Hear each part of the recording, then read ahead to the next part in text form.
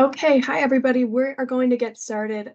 My name is Grace Selman, and I am a Marketing and Communications Associate at Carbon Solutions. I want to thank you all for coming today to our second webinar. And as we move through the presentation, you guys are going to have the opportunity to post some questions in the chat, and we're going to answer those later after the presentation is finished. Today, we are going to have our very own Jeff Bennett presenting on the transmission ramifications of social and environmental siting considerations on wind energy support. Jeff Bennett is the Director of Lifecycle Assessment here at Carbon Solutions and has been with the company for almost 2 years. Prior to joining Carbon Solutions, Jeff completed his PhD at the University of Virginia. There, his research focused on emerging energy technologies and how they might reduce the environmental impact of electricity generation. Before his PhD, he spent 4 years working at Southwest Research Institute. Jeff is also a registered professional engineer. And now I'm going to hand it off to Jeff. Thanks, Grace. And thank you everyone for tuning in today. Really excited to share this work. This is work that we completed over the last year at Carbon Solutions, focusing on wind siting. So this is work that was funded by Department of Energy Small Business Innovation Research Grant.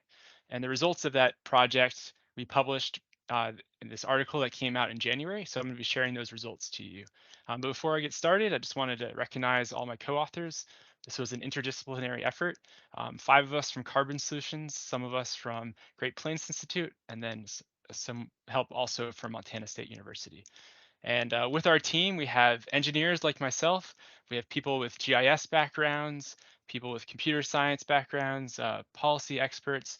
So a wide range of perspectives that let us look into the issue around wind siting and some of the motivators and things going on in that today. So happy to share. This is an open access article. I'll share the link again at the end in case you want to dig into more and what is there. So in my talk, I'm going to go over 4 main parts. So first, give you a little bit of background and motivation for why we wanted to research this and do this work. And for the work that we're talking about, it is very location specific when it comes to making conclusions. So I'm going to give some more background into a particular region that we studied, so give you more information on that case study that we did. And then we kind of have 2 parts of sharing the results. First is a set of analysis that I'll just say for now is the energy equity index. I'll give you a lot more information later on what that is. And then also at the end and for the remainder of the talk, I'll be going into detail in terms of the modeling and simulation work that we did using our tool SimWind Pro. And like Grace said, please put any questions you might have in the chat and I'll do my best to address them at the end. So getting into the motivation for this work, why is this interesting? Well, I've been looking into wind energy for a while, doing some research, as far back as in my undergrad. And what's been really exciting to see is the cost of wind energy and how with technology advancements and advancements in manufacturing, the cost has come down dramatically. So every year, the National Renewable Energy Lab, or NREL, puts out an annual technology baseline. And the goal of that work is to project for the next 30 years what the cost of energy technologies are going to be and how they'll change over time. And so during this 4-year period from 2015 to 2019, every year their projection dropped lower and lower. And it's really dramatic. So in 2015, they thought that wind energy would cost around $50 per megawatt hour. By 2019, it was closer to 30. But when you look at all the way to 2050, the numbers drop from 30 down to around 10. So this is just huge decreases in wind energy costs. So this is really great for deploying more electricity generation that does not produce carbon dioxide while operating. So that's really exciting. And then if we think about, we have the cost going down, so we can expect that more of it will get deployed. But how much of it's going to get deployed? How much do we need? And so there's been a number of studies looking into decarbonization. One of the more popular ones is the Net Zero America study put out by Princeton. So on the right here, you see some of those results. So the goal of this study was to figure out how much of each energy technology would be necessary in order to meet a decarbonization goal. So trying to make it to a point where there's no more CO2 being emitted, or at least net zero. So there could be offsets in mind. And so they used a number of different scenarios. I'm not going to dig into the details of each one, but you see the 6 major scenarios here. And the top 2 colors in each of these is wind energy, so offshore and onshore wind. And you see that regardless of what scenario you're looking at, it's a substantial amount of wind energy getting installed. And don't even though the scenario in the far right looks much more dramatic than the rest, that's because it's going deep into renewable energy. Even on the reference case in the far left, there are hundreds of gigawatts of wind getting installed. So when you think about a wind turbine being on the order of a megawatt, this is hundreds of thousands of these getting installed. So large and large amounts of wind energy. So, but okay, so in order to meet decarbonization goals, we need to install a lot of wind. Part of why this gets installed is because the prices come down. But with these things together, there's a lot of wind we need to get installed. So where are we going to put it? For a long time, the cost of wind energy is what was preventing its installation. And now we're starting to see that there's other things that come up, other things that we need to take into account. So one of those is the taking into account energy equity and environmental justice. And so this is an area of ongoing research where there's more and more work to define, what how to define this and what it means. Um, but some of the early work that's going on includes things like the Justice 40 initiative. So this is an initiative from the Biden administration. And the goal of it is so that 40% of the benefits of clean energy is provided to disadvantaged communities. That's a really great goal. Um, when you try to implement it, then you have to define, what are benefits, what are disadvantaged communities, and how are we going to figure out that exactly 40% make it there? So more work needs to be done to figure that out. And there is advancements that have been made since we even came out with this paper. So it's a really exciting area. But to help give you a feel for, what might be considered a disadvantaged community, there's tools that have been put together, such as EPA's EJ Screen tool. So that's what you see a screenshot here of. And so this gives you for different county and maybe even smaller scale levels, it'll color code when a particular index arises. And so this is showing, for example, maybe particulate matter. So this is some sort of environmental burden that one region has more of than others. So with indices like this, you can get a feel for where are those disadvantaged communities. And so then when we try to do planning of wind energy, it's like, well, we need to make sure the benefits go to those communities. But at the same time, we also want to make sure that we don't unfairly give them additional burdens. So when it comes to wind energy, thinking about, well, on one hand, it brings some jobs to the area, so that's a benefit. Um, However, there's additional infrastructure that needs to get installed, and so that could also be seen as a burden. So with this, we see that, hey, there's a need to install a lot of wind energy, and we have some challenges to think about when we're doing this. These are not bad challenges. These are really great things and things that we should be taking into account when we do this planning.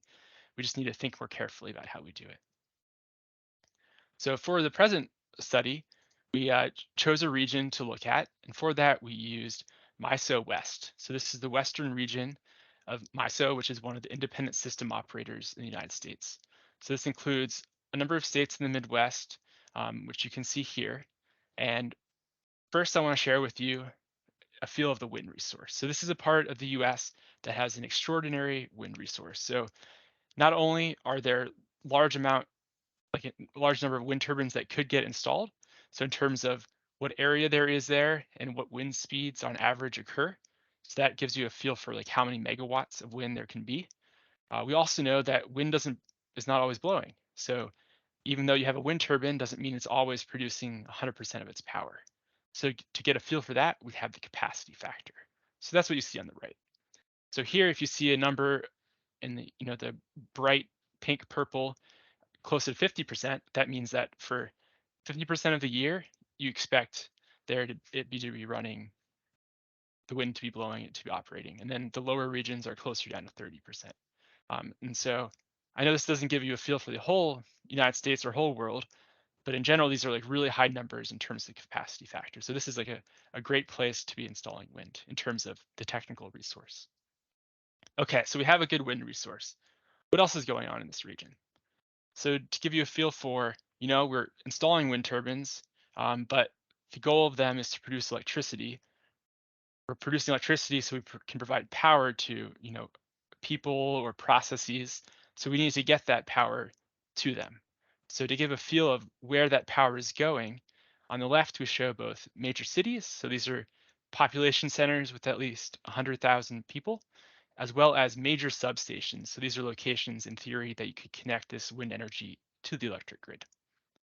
Something really interesting about MISO West is currently the transmission grid is operating at or over capacity. And what that means is if we're going to build more wind energy or any other type of power generation, and not shut anything else down, that you have to either upgrade all the power lines that energy would be flowing through, or you'd have to build additional infrastructure. For the purposes of the work that we're showing today, we just assumed because of this uh, capacity constraint that we'd be building new transmission infrastructure. So you can see the distribution of these cities and the triangles and the substations and the circles. Okay, so now you have a feel for, where the wind is and where we will want to connect it to. The last piece of background I want to give you is a feel for the environmental impact. So there's a couple of different things that we're looking at today, and I just want to take a moment to differentiate energy equity and environmental justice. So that's looking at, impacts on the people, um, based off of a variety of factors. And then I want to differentiate that from environmental impacts. So we're just thinking of impacts on, you know, bird migrations or, individual species. So what you see here on the right is work from the Nature Conservancy looking at environmental impacts. And so what they did in this work is they identified areas where it'd be very low impact to install renewable energy. So that doesn't mean this is the only location where you can install, a wind turbine.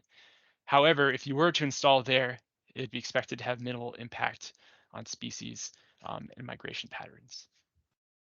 And so we took that into account in some of the scenarios that we developed. Okay, so now you have a feel for, why we're doing this work, and a bit of the region. So let's start getting to some of the analysis. So first, we did some looking into on this energy equity and environmental justice side. So for that, we developed what we're calling here just the energy equity index. So as I already showed you with the EPA's EJ screen tool, there's been a lot of great work at looking at and identifying which areas are, experiencing burdens and some of those types of indices that are being used for them. So for our work, we weren't trying to recreate what others had done. Instead, we just wanted to take that as much of that information into account that we could and put it into a form that we can incorporate into our modeling work, which I'll show you later. So for that, we developed this energy equity index, where what we simply did is we took indices that were already generated. You can see the link or the information here on where that is coming from. So we took information that was on a census tract level, so smaller scale than what we were doing our analysis on, and then we aggregated these indices up to the county level so that we could then compare it with the rest of the work we're doing. So what that means is we have these 11 different indices here. So if for a given county, let's say it had 4 census tracts, if a couple of these indices were present, then we'd take that into account and then sum it all up to get the total energy equity index for that county. Okay, so then with this, we get a feel for whether or not a county, um, is a disadvantaged community that you might want to try to bring benefits to and try to avoid bringing burdens to. All right, so let's start thinking about, we have this information, and we have our region that we're analyzing. So to try to take all these different factors into account, what we did is we used scenarios. So first, we just wanted to compare a baseline of, what if we don't make any special considerations, just to have a benchmark for that. So we have a baseline. Also, what we wanted to look at is, you know, for some of these energy equity and environmental justice, what are some large uh, variables that you might take into account? So one that we thought was particularly interesting was looking at historic fossil fuel communities. So these are locations where historically there has been infrastructure installed to produce coal, oil, and natural gas. And so that comes with burdens of certain, emissions that might be associated with those types of processes, but also comes with jobs. And so as we're going through an energy transition, uh, you might expect that some of those jobs might go away. And so there's the potential that these areas might want other jobs to replace those. So that could be a benefit coming from building wind energy there. On the other hand, you might want to keep the wind energy infrastructure away because they've already had all this infrastructure that they've had to deal with. We're not trying to make a recommendation one way or the other, we're just trying to explore these different narratives and try to look into ways that communities can explore this as well. So thinking about these variables and these different scenarios that we're going after, we spatially showed um, 4 different scenarios how the energy equity index compares at the county level. So in the top left, we see the baseline. So among these scenarios, the energy equity index per county doesn't change. What you're seeing the differences are which of the counties get included or excluded depending on the scenario. So in the top left, we have this baseline. And so under the baseline, all the counties are present and the optimization program can decide where it puts the wind energy without restrictions. When we have this avoiding fossil fuel communities or targeting fossil fuel communities, we split the list, split the number of counties based upon that, whether or not that is present. And so that either restricts quite a bit the number of counties or partly restricts it depending on which scenario you're looking at. And then the fourth is based off of site renewables right. So that's what we were talking about before with low impact areas. And so the way we included site renewables right is I mentioned before that, that doesn't mean you have to restrict to these low impact areas. You just might need to do additional mitigations. For our work, we're very strict with the use of it and said that for the purposes of this, we're just going to restrict to only locations that are identified as low impact. So that eliminates some of the counties from consideration. And for the counties that are left, the amount of wind energy potential allowed has also been reduced because sometimes maybe a quarter of the county was available for low impact installations, and then the rest was not. So it has reduced some in scale. Okay, so across these scenarios, we see a couple of things. So just spatially, you see how the number of counties present varies from scenario to scenario.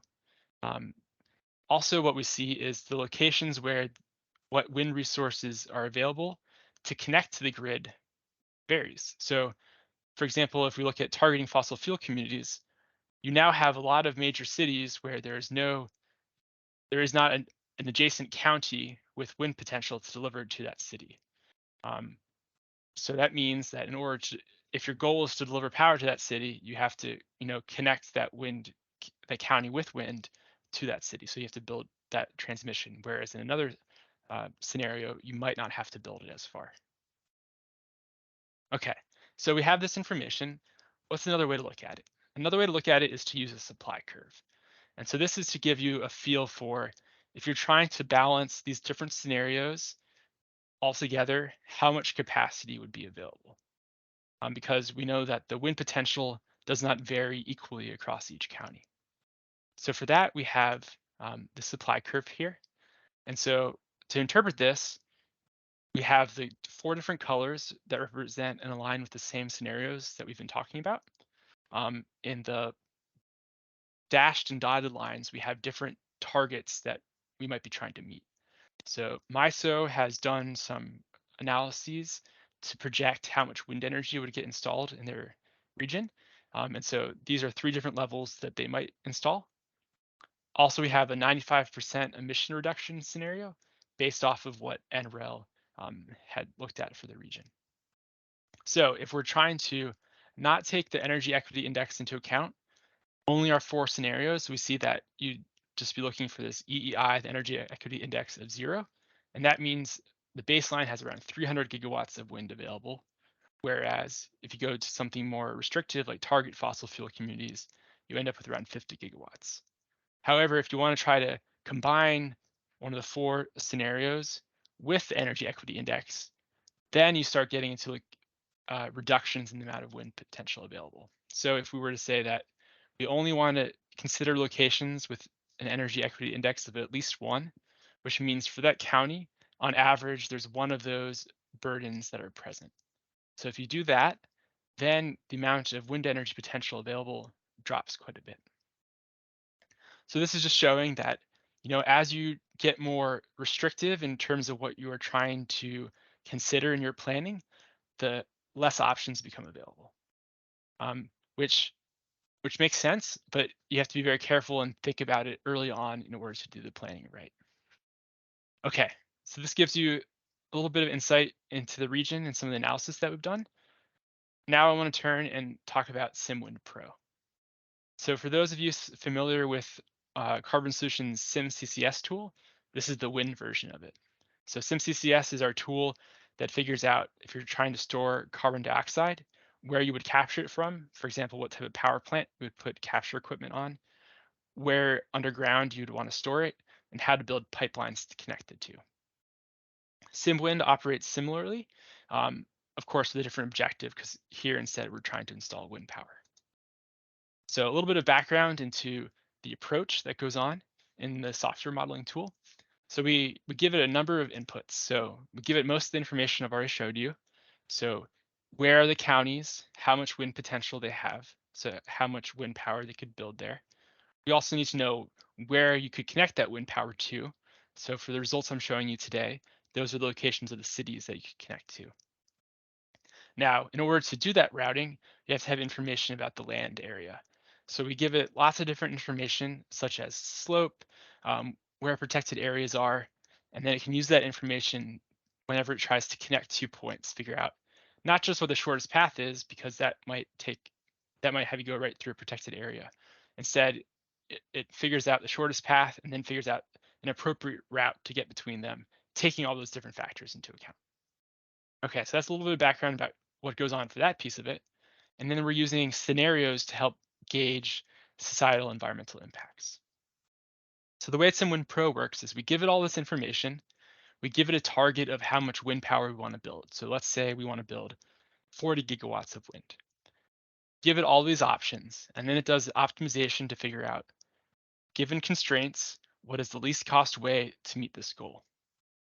And so for that, it has to figure out all the different possible combinations and then decide amongst those combinations to figure out which of those are optimal. This type of work, this type of model can be applied on a variety of scales. So the one we're showing you today is we're like looking primarily on a county level scale, which we thought was appropriate when looking at the size region. If you wanted to go even more fine in your resolution, you could look at siting an individual wind farm.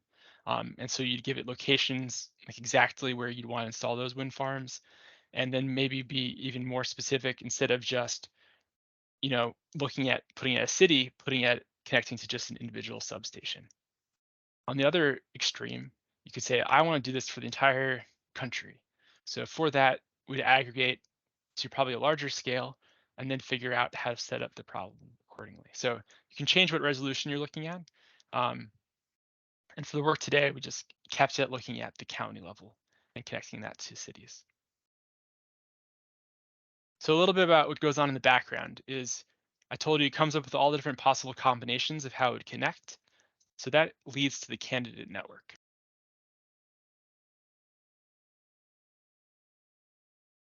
So what you see here is all the different wind resources are the hollow dots. The filled in dots are the demand centers, so these are the cities. And then all the purple lines between them are the possible transmission paths that could get built. So it just creates this to figure out, here are all the different possible combinations. And then the optimization tool figures out which resources to use, which cities to send to, and which of these transmission lines to build.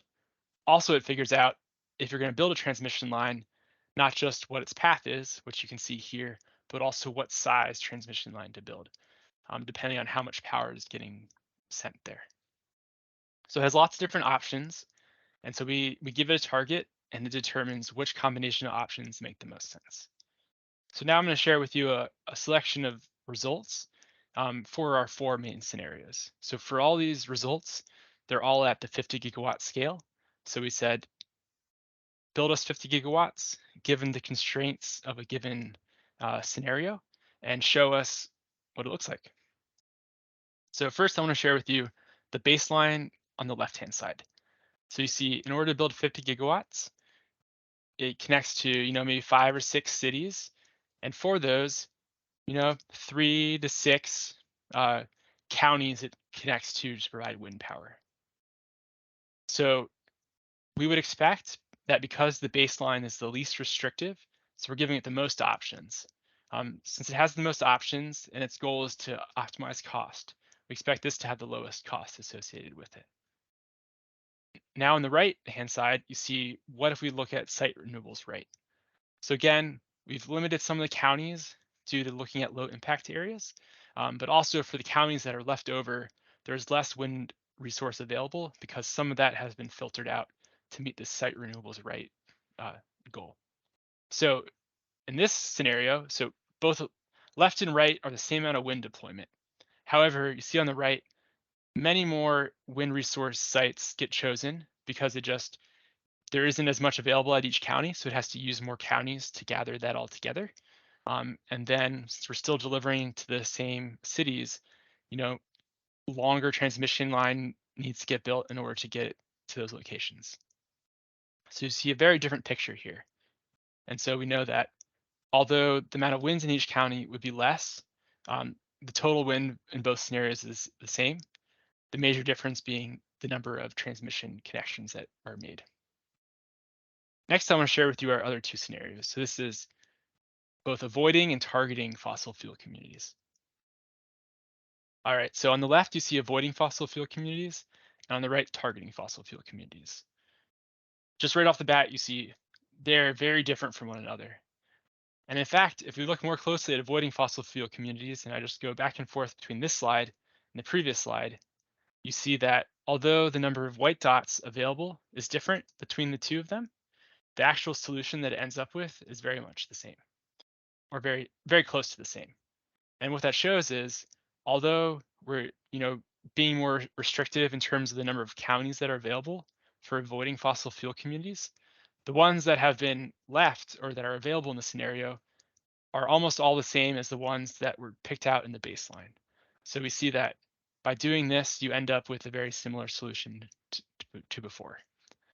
And then the kind of the converse of that is, well, now that we've eliminated most of those that were picked by the baseline for this targeting fossil fuel communities, you end up with a lot of other locations that you need to use. And so you have to build a lot more transmission in order to connect them. So you see quite a number more wind sites are used, as well as increased number of transmission lines. All right, so that kind of gives you a feel visually for what's going on. So we took this model and we ran it a number of times. So all these results were for 50 gigawatts. So we ran it in about 10 gigawatt increments, looking for the range of scenarios that we found of interest from MISO and NREL, and compared the transmission build-out requirements. So that's what you see here. So the x-axis is the amount of wind power delivered. So in the previous slide, that was 50 gigawatts, kind of in the middle here. And we see that across our different scenarios, you get different varying amounts of transmission. We see that for the baseline and avoiding fossil fuel scenarios, you end up with very, very similar amounts of transmission, just like we saw in the one example we looked at. So that story seems to hold true across the range of wind power delivery options that we went after.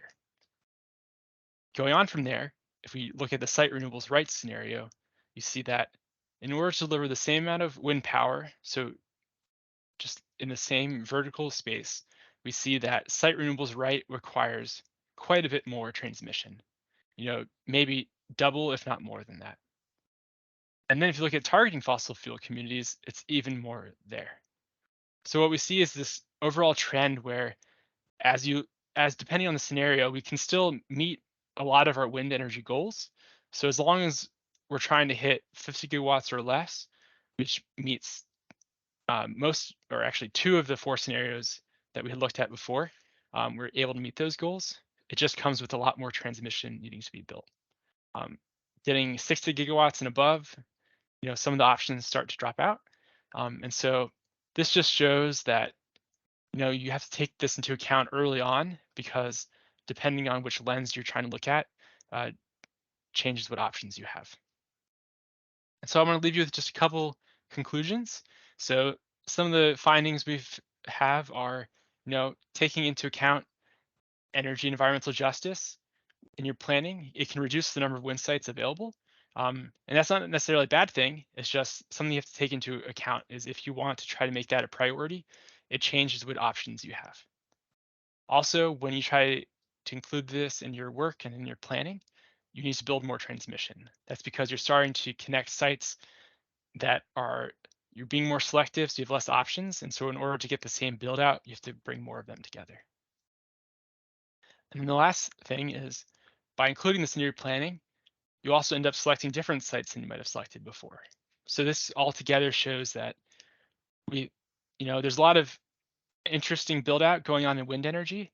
And it's really great work, I think, looking at energy and environmental justice. But in order to bring those together, we have to be, very careful and intentional in planning to be able to take it all into account. And so with that, I have the link up here for the paper in case you want to dig into it more. But just thank you all for attending. And if you have any questions or comments, I'd be really happy to address them.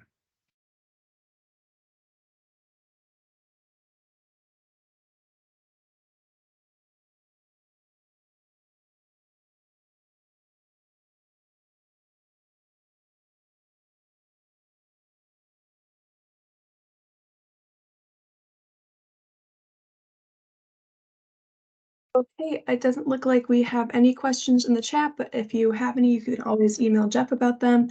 Jeff, thank you for an incredible presentation, and thank you all for coming to our webinar.